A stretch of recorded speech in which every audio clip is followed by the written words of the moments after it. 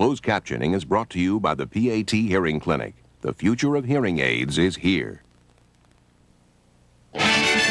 You're watching WANE TV, CBS Fort Wayne. This is News Channel 15 Nightcast. Coverage you can count on. A body has been discovered in Fort Wayne's Maumee River. Now investigators must fill in the blanks to find out what happened. Good evening. I'm Heather Herron. And I'm David Scott. The discovery was made shortly after noon today. A work crew surveying the area found the body. News Channel 15 Stephen Jennings joins us now with the latest on this investigation. Stephen? Heather, for investigators, this case is going to be very much like unraveling a mystery. Because of the condition of the body right now, there is not a whole lot to go on. Workers stumbled upon the body here near Krager Park in southeast Fort Wayne. They made the find while surveying the area for the Greenway extension. Emergency crews were then called in. Basically, we recovered a body from the river. It was a female. That's pretty much all that we have right now. Investigators say the body was fully clothed. It was lying over a log caught in debris in the river in what the Department of Natural Resources calls a strainer. Divers pulled the body from the log and brought it back to shore. Not sure exactly how long she'd been in the water, but it was in a decomposed state. Because of that, investigators couldn't make an identity. The only thing they can say for certain is that the body belongs to an adult female. They can't even be certain of race. Instead, they must wait for the answers from the coroner. The autopsy is going to be tomorrow, so we'll obviously know a lot more tomorrow than what we do right now. Answers provided by the coroner could determine if this is just a drowning or something worse, a possible homicide. Autopsy is scheduled for 10 o'clock tomorrow morning. By early afternoon, we should have some answers into what happened and possibly the victim's name.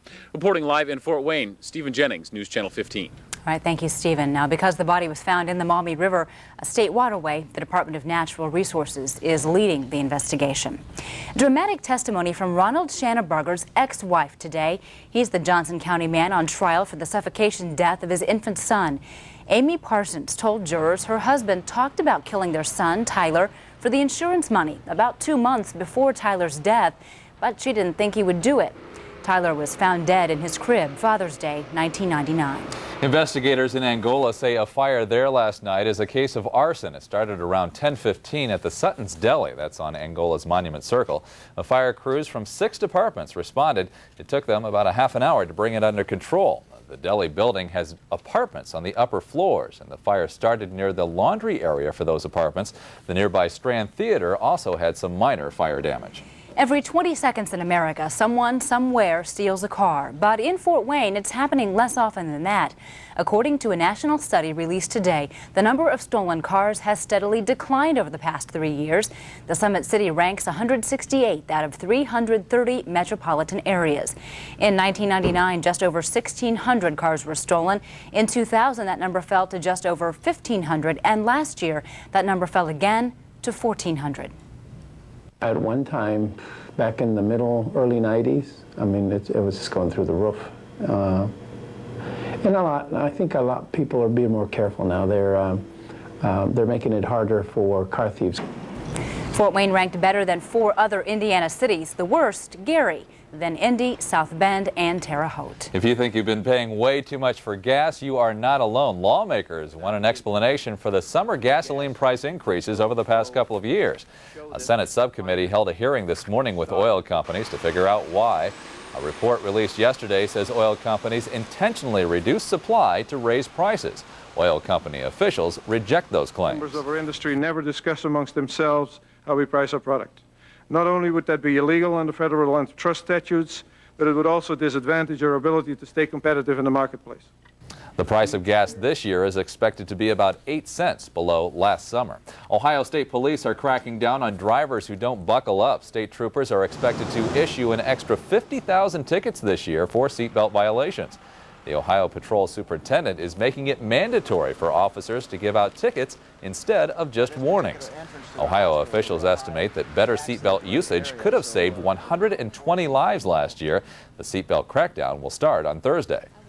It's hard to believe, but studies show 1 out of every 3 women will be sexually assaulted in her lifetime.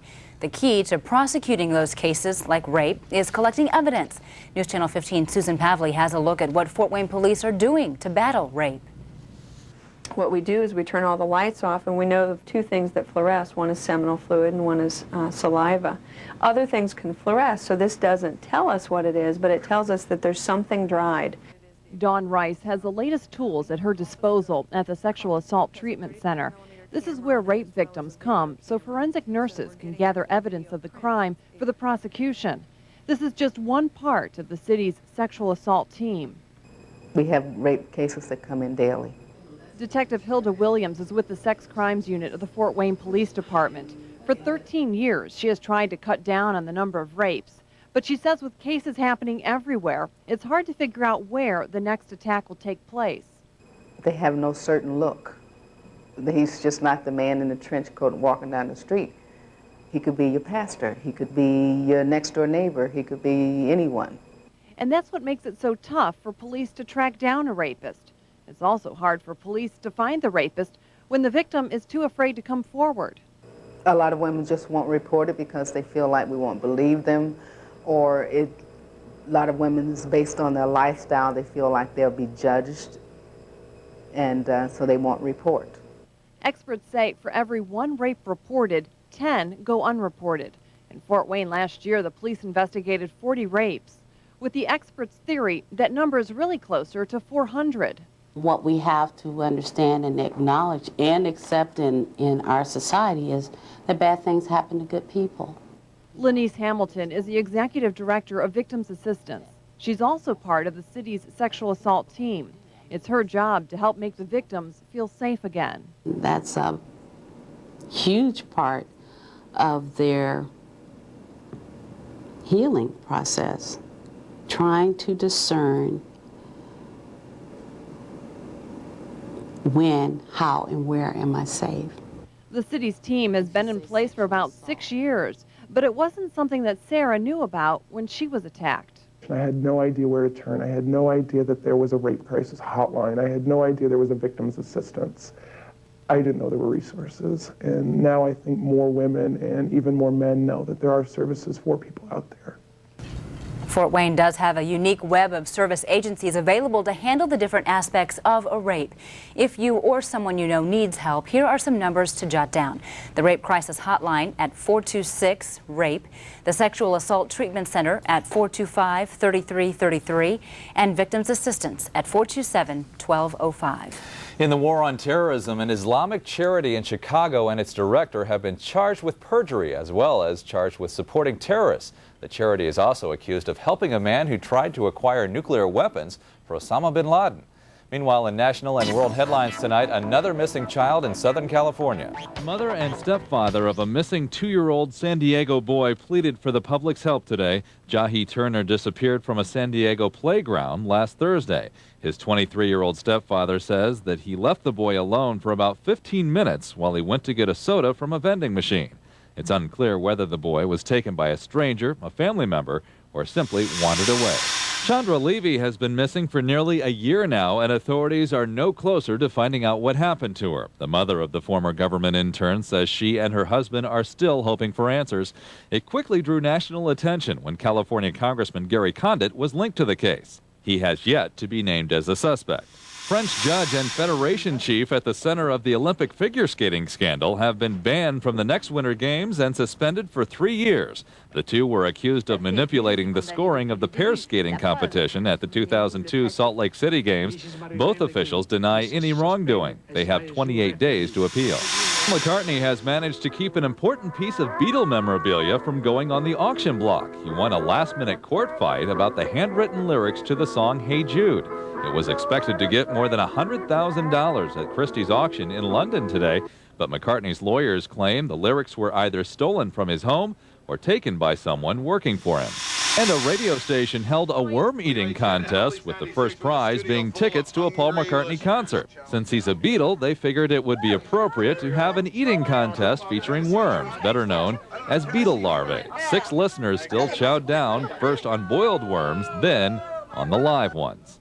4 contestants just would not give up and ate 500 worms, so the station had to draw a name to pick the winner. How badly do you have to want those tickets? Awfully badly. Paul McCartney's not a bad show, though. I'm sure, but that's a lot of worms.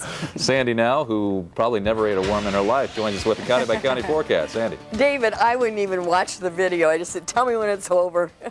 Can't imagine that. Well, the weather's very quiet tonight, but you know what? Tomorrow morning might be an earthworm morning. That's when you go out to get the newspaper and there are earthworms all over the driveway. Great for fishing, but it also indicates we might have some moisture in the area. Tonight, things quiet in the city, but we do have some rain nearby. The temperatures have stayed very mild. We're still in the upper 40s and the mid 50s around the area.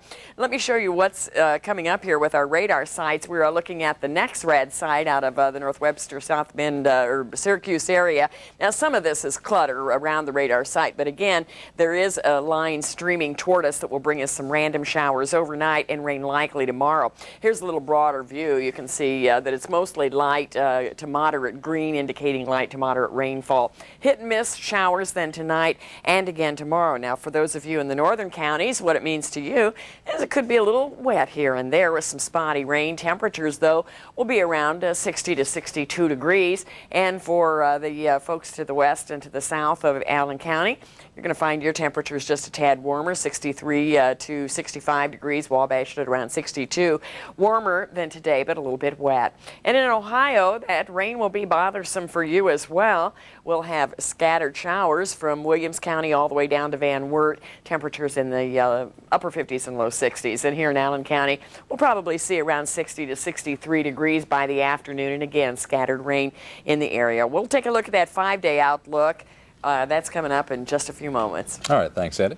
Also coming up, an invasion of ants in Indiana. We'll explain. Plus, the city of Fort Wayne is hoping that by building new homes, more people will move into the east central part of town. But are people buying the homes? We'll have the answer. But first, in News Channel 15's Health Watch report, how new technology is reducing the risk of medication mistakes. Mistakes that could cost you your life. This is News Channel 15 Nightcast with David Scott, Heather Herron, weather specialist Sandy Thompson's live Doppler 15 forecast, and Randy Schiffman Sports. For coverage you can count on, stay tuned to News Channel 15 Nightcast. Shelley has brought us a very interesting item. What can you tell me about this? Well, I got it at a convenience store for $1. Really? Great find. This could be worth, I would say, $1 million. Get out! But I scratched it. Does that hurt the value? Not at all. As these markings indicate, you have an automatic entry to be on TV, like over 160 others who have become millionaires. Oh! Thanks for bringing this in.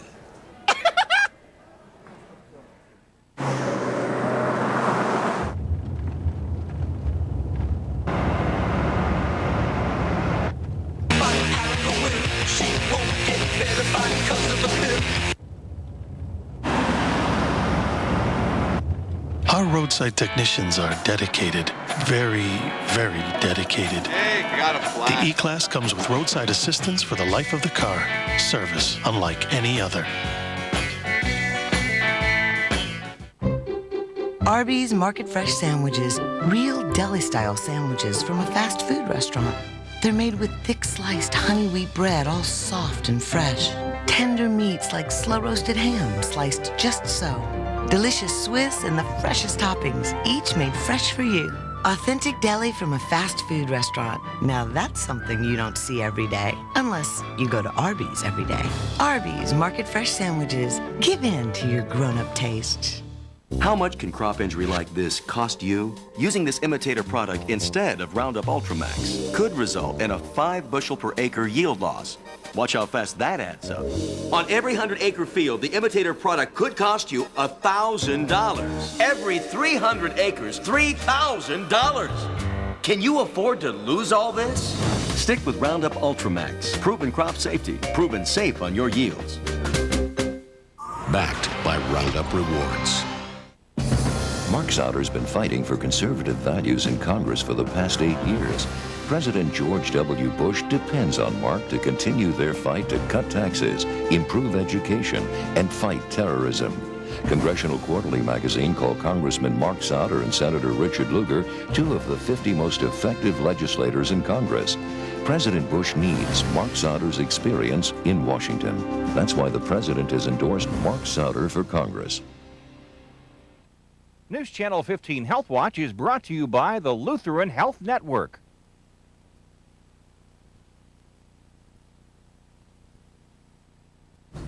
Pharmacists call doctors 150 million times a year to clarify prescriptions. Still, mistakes happen, and those mistakes can have serious consequences to the patient. In tonight's Health Watch report, how some hospitals are trying to reduce the risk of errors. Say ah. A sore throat, a bad cough, fever, bronchitis. Amy Waldron will need a prescription. I usually have trouble reading it, and I depend on my pharmacist to decipher. It really seems like chicken scratch most of the time. But instead of this, Amy will get one of these. ER Dr. James Moises now writes prescriptions in seconds with the click of a few buttons. It gives his writing hand a much-needed break. On a 12-hour shift, I will routinely write at least 100 to 150 prescriptions and sign my name at least 200 times. An FBI thumbprint scan allows the doctor into the system. This protects against prescription theft. The rest is a matter of selection. Everything is grouped together by diseases, and so it makes it real easy. And that's the key thing. In the emergency department, we're so busy. The computer alerts doctors to drug interactions, and the patient gets a care sheet along with the printed prescription. The pharmacist gives his stamp of approval after trying to decipher these every day. The name's clear, the drug is clear, the directions are clear. And if the pharmacist can read it without trouble, that's good news for all patients. Here's your prescription. The computer allows the doctor to choose from about 12,000 drugs. Every medication legally sold in this country is listed in the system. The U.S. Secretary of Housing and Urban Development toured 13 new homes on Fort Wayne's east side today. Those homes make up the $1.5 million project called Liberty Square, designed to spur home ownership in Fort Wayne. But only one of the 13 homes has sold. City officials, though, say they have a lot of interest in them. Have had a lot of interest in them from outsiders, that is. Leaders believe this neighborhood will revitalize the area. What we're seeing here is that 13 houses are going to transform the remaining of this neighborhood into a place that looks more like what those 13 houses are like than the other way around. Liberty Square was developed by the Fort Wayne Neighborhood Housing Partnership thanks to private and public funding like HUD. Still to come, find out which NFL team has now picked up former Snyder grad Rod Woodson. And ants could be invading Hoosier homes this spring. Find out why record numbers of the insects are heading indoors. And it looks like you may be able to plan your weekend outdoors. Sandy says maybe no rain on the way. We're hopeful. Details next in a 5-day forecast.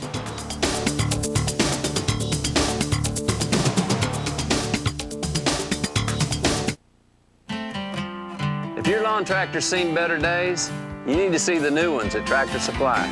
From the all-steel construction of Cub Cadet to the proven value of Husky, no one gives you more horsepower and cut for your dollar. And with riders from 14.5 to 24 horsepower, starting at just $8.99, Tractor Supply has my yard looking better than ever. You didn't think I just cut records, did you?